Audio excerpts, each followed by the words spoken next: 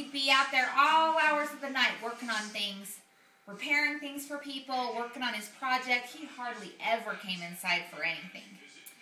Well, the weeks turned into months, and the hard, cold winter began to melt. And Ratus came in one day, unshaven, dirty clothes, smelling like he needed 1,000 baths. He said to Annie, "Annie, I'm ready to reveal my invention to you and the rest of the world. So I need you to do me a favor. I need you to make me an announcement. In fact, I need you to make me 30 announcements. And we're going to put them all over town. Everybody's going to come and see what I've created." And Annie was excited. She was thrilled to be finally, she was going to know what was going on, and he was going to tell her, and she was going to get to be part of it, in fact. She said, "Well, what are we going to say on the announcement? What do you want me to write?" "I'll write it down right now. I'll make it beautiful, Ratus."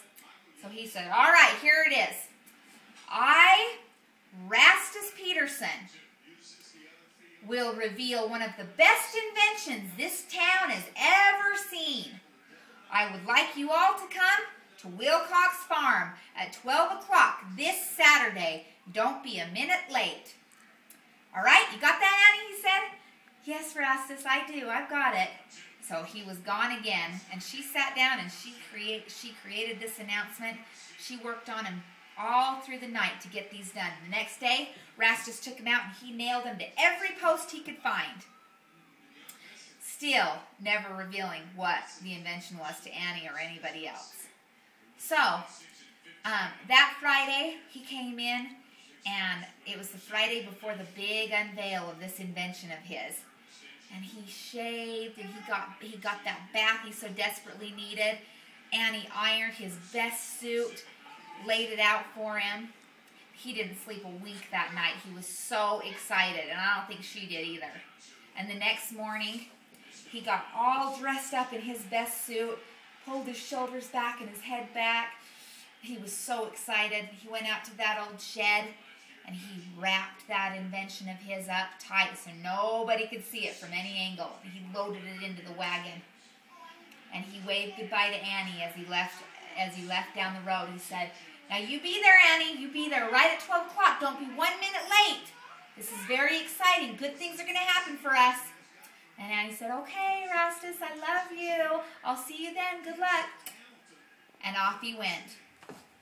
Well, when he got there to the old Wilcox farm, he pulled his wagon back around the back of the barn, and there was Alfred Wilcox, who was Mr. Wilcox's teenage son.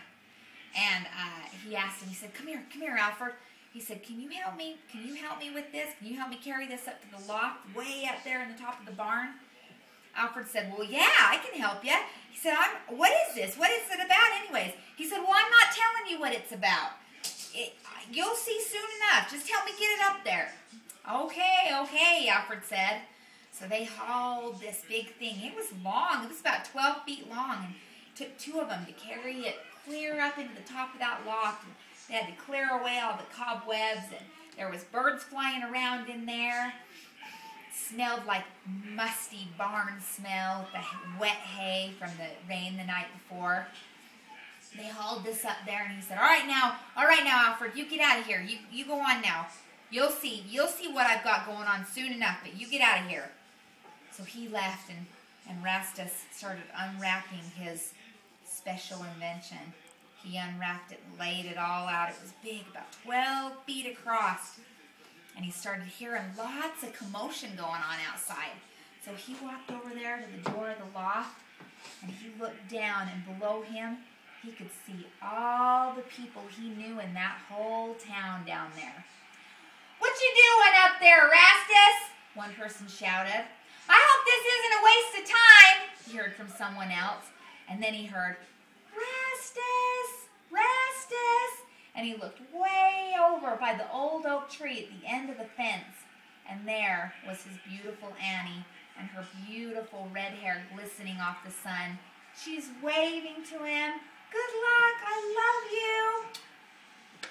And Ratus waved, and suddenly everything got quiet, and he began to be really calm, and he couldn't hear any of the noise anymore. And he turned back towards his invention, and he knew it was only just a few more minutes to 12. It was time to do this. So he grabbed this contraption up off the ground, and he pulled it up over his shoulders. Pulled it up over his shoulders, and fastened all the pieces together. It was beautiful, that beautiful red fabric, and all the intricate pieces of wood that he had carved into it, and placed together, and welded pieces of metal to it. It was just a beautiful thing to see. And he slowly walked to the edge of that loft door, looked out over all those people. Suddenly everybody became quiet and stared. "What is that?" one person said. "Mom, what's he gonna do?" And the next thing Ratus did, he spread his arms up as wide and as high as he could get them. And he took a big deep breath in, he looked over those mountains, and he leapt from that barn loft door. And in that moment, Ratus had revealed his invention. He had created 12-foot wings that he had attached to his body, and he jumped from that window in an attempt to fly away. And in that second, he was more free and more alive than he had ever been. And in the next second, he was in a crumpled mess on the floor about 3 feet in front of the barn. There were screams and gasps from the entire crowd. Nobody could believe what they were seeing. Annie came running over. "Ratus, are you okay? What's happened? What is this?" And he lay there moaning, "Oh, Annie." And she got down, and there he was with his beautiful wings broken around him. He had broken a leg and an arm, but thankfully his wings had broken his fall. So there he was, and Annie said, "Is there a doctor anywhere? Is there a doctor?" And the local doctor came running over, as well as a few other men from town, and they picked Ratus up and loaded him into his own wagon that he came with and carried him off to be taken care of. So Ratus's big invention was that he had created these wings, and he had this dream that he was going to fly with these wings, and that him and his Annie would be able to go all over the country and fly these wings. And he had spent months and months and tons of money on this invention. And instead of flying away, he ended up with broken bones and a broken heart from what was one of the biggest dreams of his life. But what the greatest thing that came out of this was that Annie loved him no matter what he did. And she stayed with him, and he recovered from this awful accident and continued to do, make some amazing things for people and do repair work for the rest of his life. And they built a beautiful family, and they lived the rest of their lives together. So in the end, what really mattered was that though his dream didn't come true, he did have something that most of us could only ever dream of, which is true love, and which to me was a beautiful story all my life. I always knew that if Ratus could jump off of a barn with a pair of wings, that I did